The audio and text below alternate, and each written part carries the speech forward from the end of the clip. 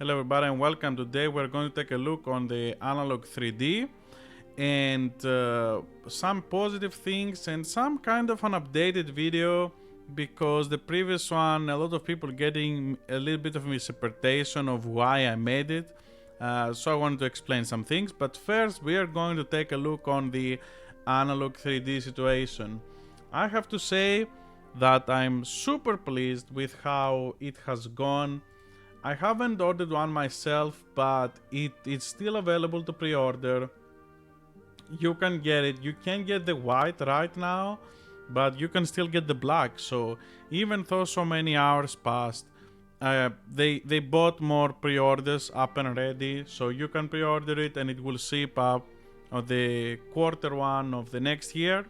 So this is definitely fantastic, right? For people that wanted to get this, they have the opportunity, they can go and get this. That was my biggest fear with this kind of product, that people like the Analogue Pocket that I actually got, as I said on the previous video, that you couldn't get it for so long. And there was all this fear around the fear of missing out. It appears on this product there is no such thing. I don't think that there was not big demand. I'm pretty sure a lot of people love the N64, and definitely a lot of people jumped immediately to this, and there is a good reason.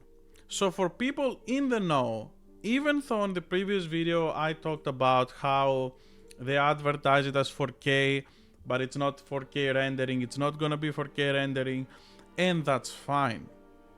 The reason I made that video is for people to understand that it's not 4K rendering, because many people just don't know about it. And that is the real 4K, rendering at 4K. Upscaling at 4K is different, but it's still very, very good. And maybe I didn't emphasize it enough on the previous video, because upscaling to 4K on these kind of things, it still looks great.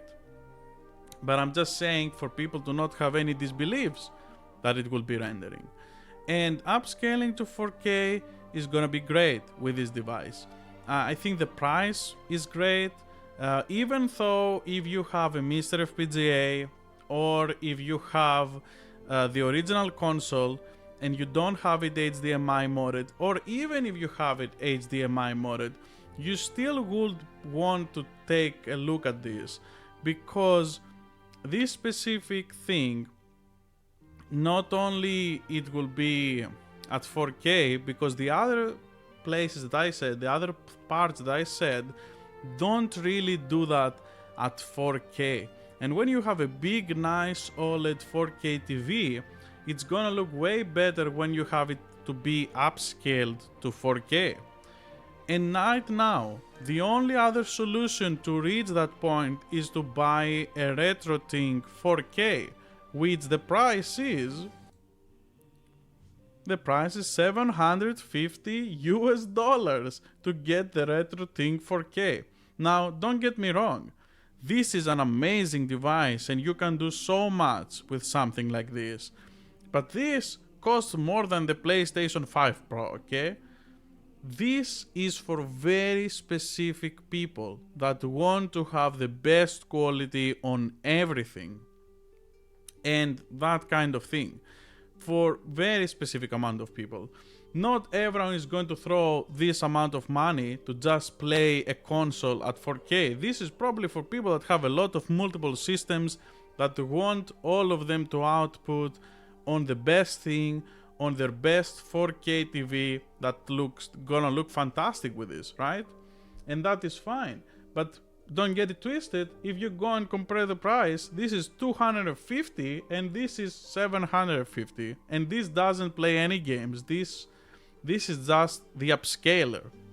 So you will be able to get a 4K upscale for N64 without having to even think about getting something like this expensive.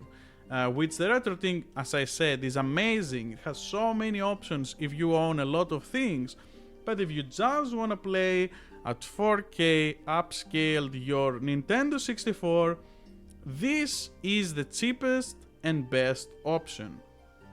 Because even on Mr. FPGA, you do not get 4K upscaling.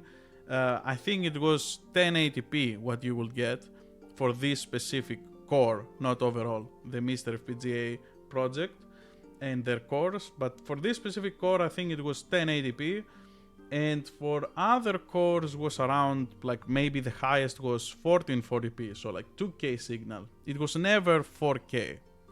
So even if you had that kind of thing, you could not really achieve 4K upscaling to be crisp, completely crisp on your 4K HDR OLED and all of that stuff.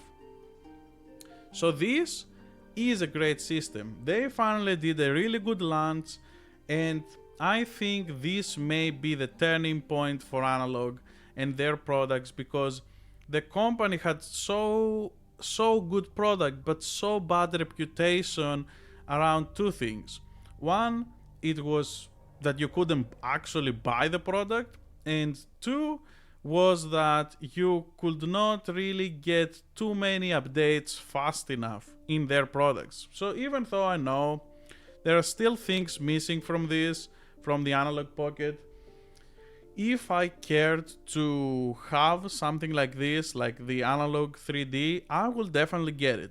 I still have a CRT setup, so for me this is not really an issue. I have an N64, I have an EverDrive clone, whatever, and I have also a pile of N64 games behind. You cannot really see it right now. It's behind the statue that I have here.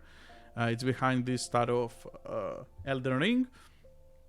And the thing is, with all of that, I'm just saying all of this because I can still enjoy on my setup N64. I don't really need to get this, but I will definitely get the controller, because I love 8-bit DO. 8-bit DO controllers are fantastic.